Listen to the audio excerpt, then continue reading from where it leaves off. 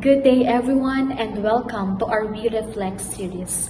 Our gospel reading for today is Luke chapter 8 verse 16 and 18. Noong panahong iyon, sinabi ni Jesus sa mga tao, walang taong nagsisindi ng ilaw at pagkatapos ay tatakluban ng banga o ilalagay kaya sa ilalim ng higaan.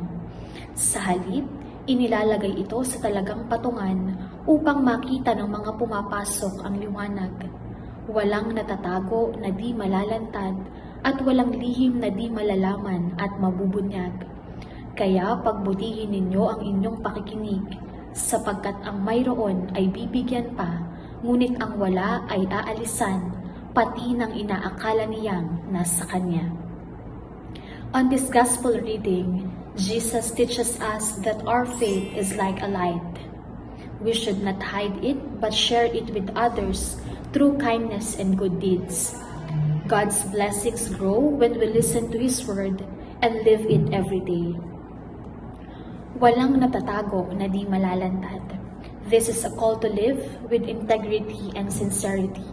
Whatever is in our heart, good or bad, will eventually be revealed. That's why we are invited to fill our lives with God's truth.